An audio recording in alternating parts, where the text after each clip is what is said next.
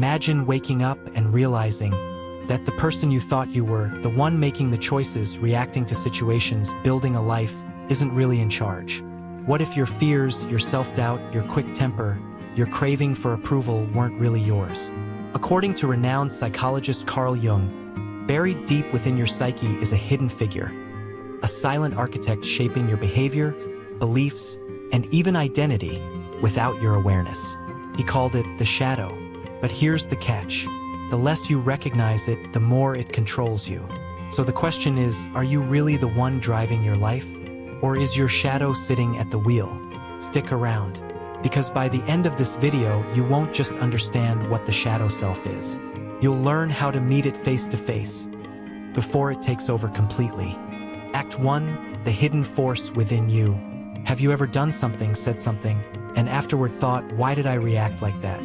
Maybe you lashed out at someone you love, felt an irrational wave of jealousy, or sabotaged a moment that could have changed your life. Jung believed these moments aren't random. They are the whispers of your shadow.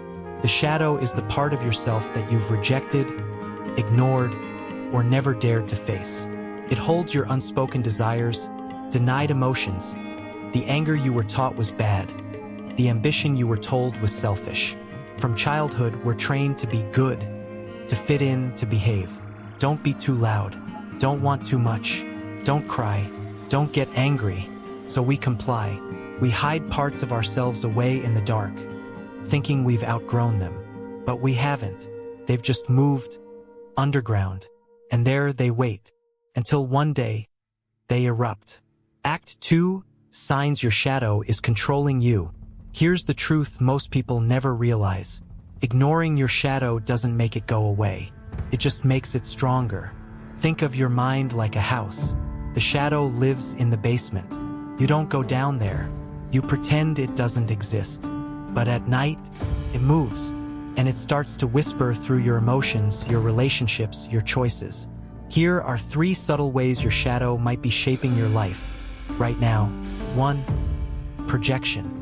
Ever met someone and instantly disliked them for no clear reason? Maybe they were too confident, too needy, too selfish. Often, what irritates us most in others are the traits we've buried in ourselves. It's not about them, it's about you. Projection is when your unconscious disowns a part of you and then sees it everywhere. You hate arrogance? Maybe because deep down, you've never allowed yourself to feel proud. You judge laziness? Maybe because you've denied your need for rest. 2.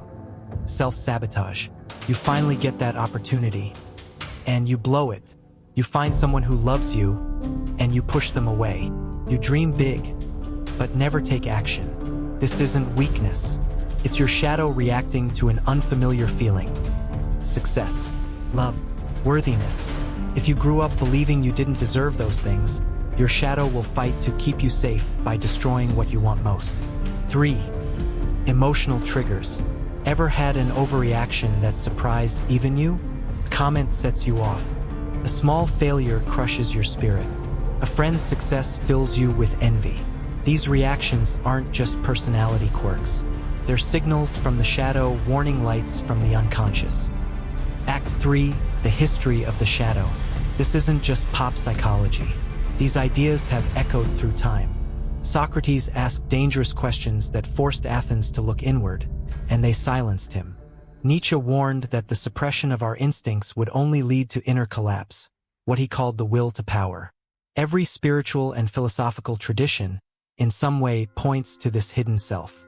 But Jung was the one who gave it a name. He saw the shadow not as evil, but as the missing half of the human being. And if we want to be whole, we have to turn toward it. Act 4, a story of shadow in real life. Let me tell you a story. Daniel was the peacekeeper, the calm one, the guy who never made a fuss. In meetings, he'd agree with everyone. In relationships, he'd avoid conflict. People liked him. No one feared him. But Daniel was tired. He felt invisible. At work, his ideas were overlooked. In love, he gave everything and still felt alone. But he kept smiling. Until one day, a small comment from a coworker, "You're too passive to lead," sent him spiraling. He snapped. He raised his voice, defended himself, and for the first time, demanded respect. The room froze, but Daniel felt awake.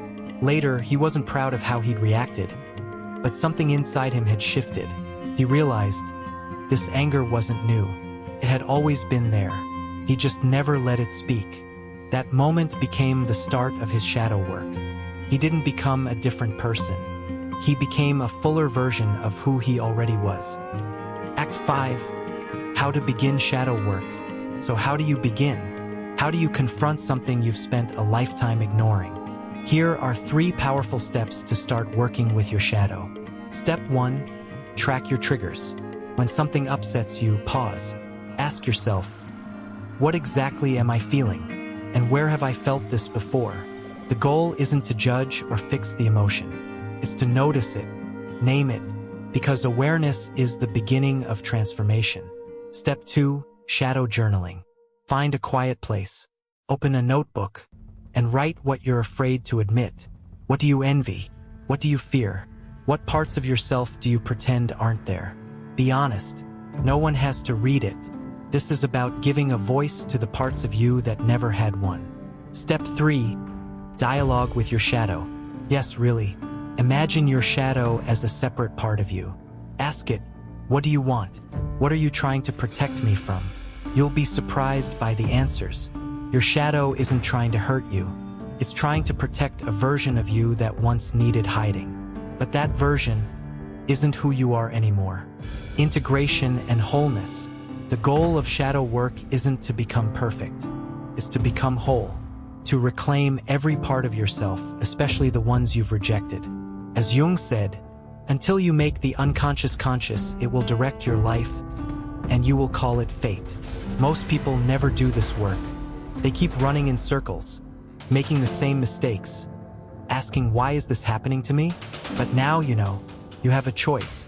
You can keep hiding from your shadow, or you can face it, and in doing so, become something greater, someone who no longer runs from the darkness, but walks into it and finds power. So I'll ask you, what part of yourself have you been avoiding? Let me know in the comments. And if this resonated with you, subscribe for more explorations into the mind, the soul, and everything in between. We're just getting started.